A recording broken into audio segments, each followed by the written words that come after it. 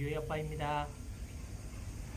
매일 쇼츠만 올리다가 처음으로 롱텀 동영상을 올리게 되었습니다. 저의 파란만장한 일본 15년의 일본 생활을 여러분들에게 전해드리고자 이렇게 카메라 앞에 섰습니다. 유튜브를 하게 된 계기는 7월 말에 실직을 하고 실업급여만 받아먹고 있다가 어느 날 유튜브 동영상을 봤어요. AI로 누구나 부업을 하면 엄청난 수입을 얻을 수 있다는 낚시에 걸려서 유튜브를 시작하게 됐습니다. 요즘도 낚시에 맨날 걸리는데 새로운 정보를 하나씩 얻어나가고 있긴 하긴 하는데요. 현실은 만만치가 않았습니다. 한 달 동안 진짜 열심히 올렸거든요.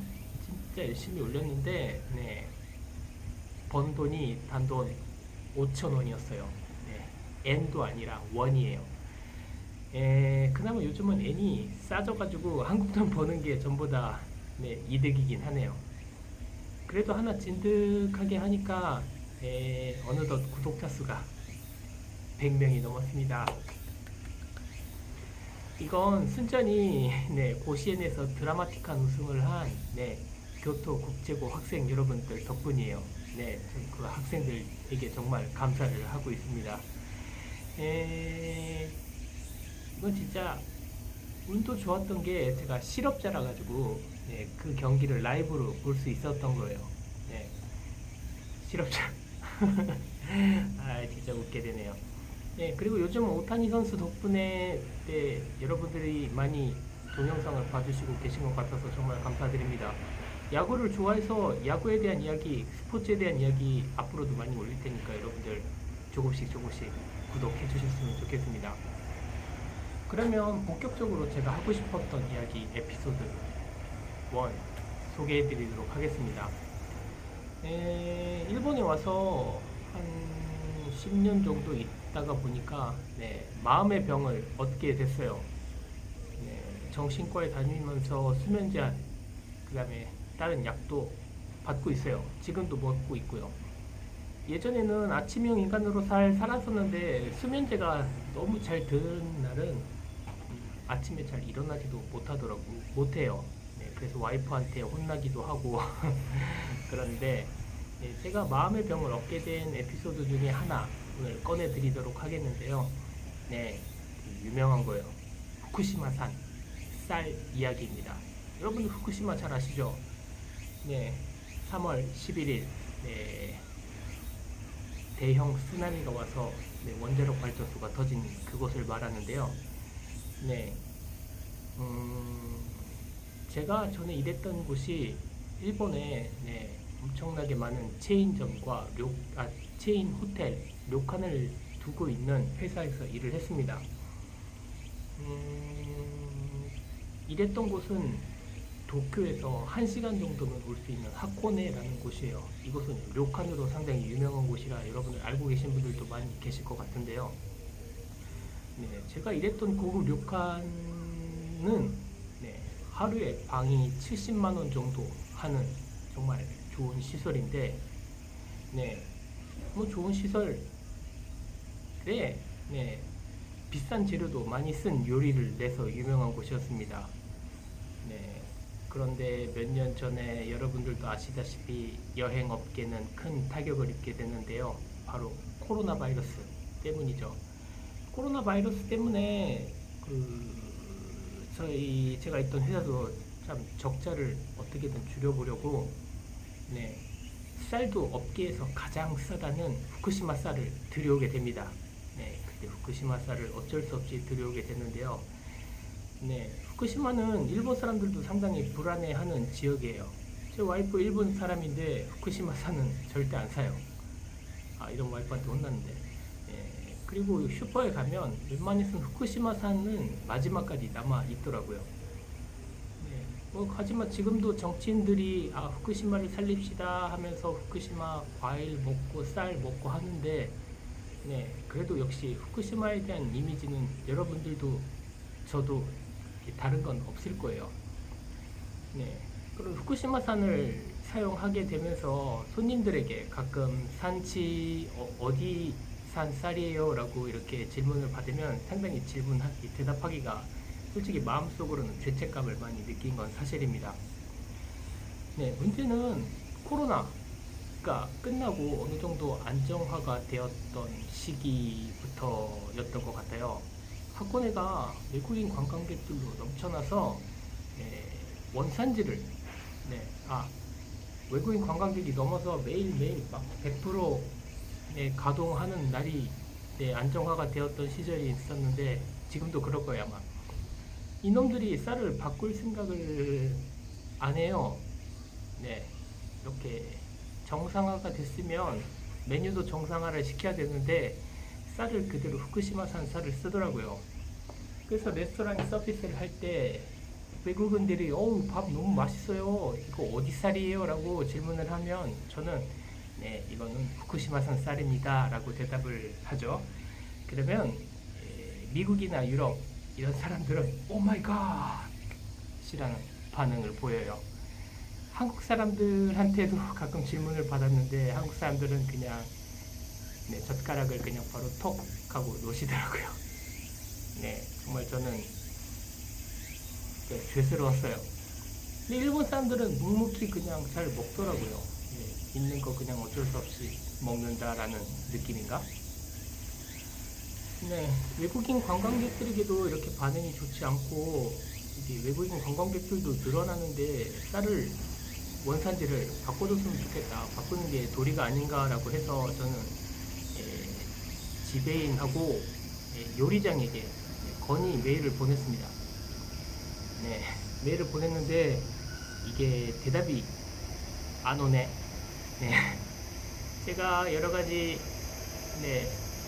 그 회사에 대한 건의도 많이 하는 사람이었는데 이 건의를 하게 되면 반드시 바로 대답이 왔는데 이 건에 대해서는 답변이 오질 않았어요. 가볍게 씹혔죠. 씹힌 것만으로는 괜찮은데 그 다음부터는 직장 내 갑질이 서서히 저에게 오게 됩니다. 이게 참 갑질도 유치하게 말 걸어도 대답을 안 해주거나 그 다음에 다른 사람한테는 지적 안 하는 작은 것들을 저한테 지적하거나 만화 보면 아실 거예요. 일본 만화 보면 그 이지메 하는 거 있잖아요. 그거랑 비슷한 거예요. 그걸 당하기 시작을 했습니다. 이 문제를 저는 본사 컴플라이언스 팀에서의 팀에게도 항의를 해봤는데 결과는 바로 나오지도 않고 한참 후에 결과가 나오긴 나왔는데 요리장의 행동은 사람에 따라 갑질로 보일 수도 있지만 이번 건은 갑질로 인정할 수 없다. 땅땅땅. 이거는 보통 평사원인 저와 요리장 둘 중에 누가 더 중요한가 생각했을 때 당연히 요리장이 중요하잖아요. 그것도 많이 작용을 했고 게다가 제가 외국인이라는 사실도 많이 작용을 했다고 뒷이야기를 들었어요.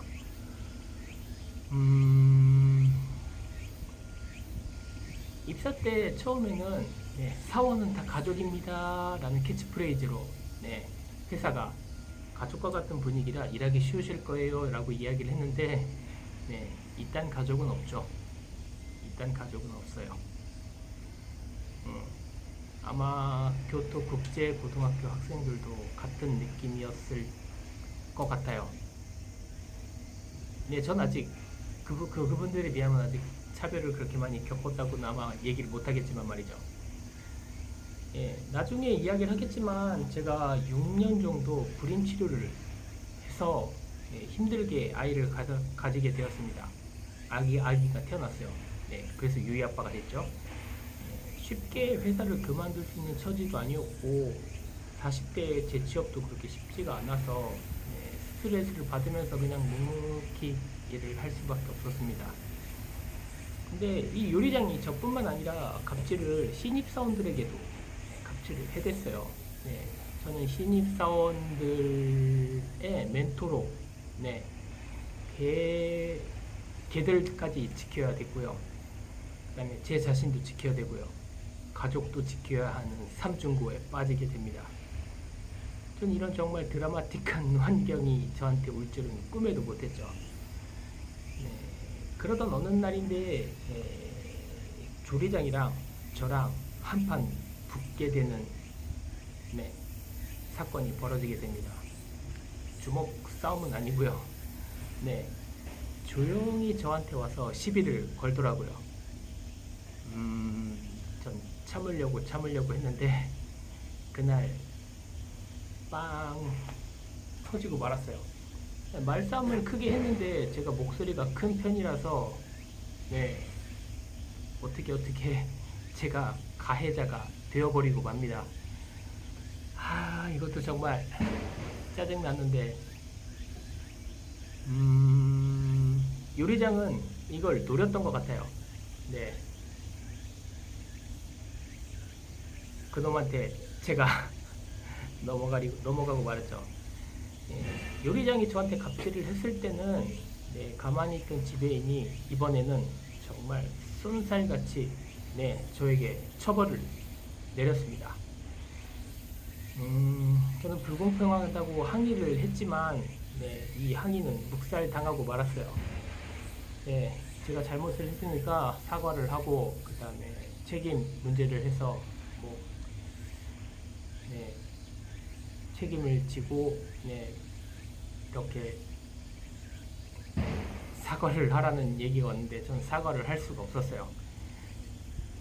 하고 싶지도 않았고 네, 그런데 우리 유이가 복덩이였는지 네, 유이가 태어나서 얼마 안 됐을 때여가지고 그러니까 육아휴가를 받을 수 있게 됩니다. 저는 이 육아휴가로 네, 도망 아닌 도망을 가게 되죠. 네, 덕분에 그 기간 중에 정신과 치료를 받고 네, 조금씩 나아졌고 그 경험으로 저는 조금 성장을 했다고 생각을 해요.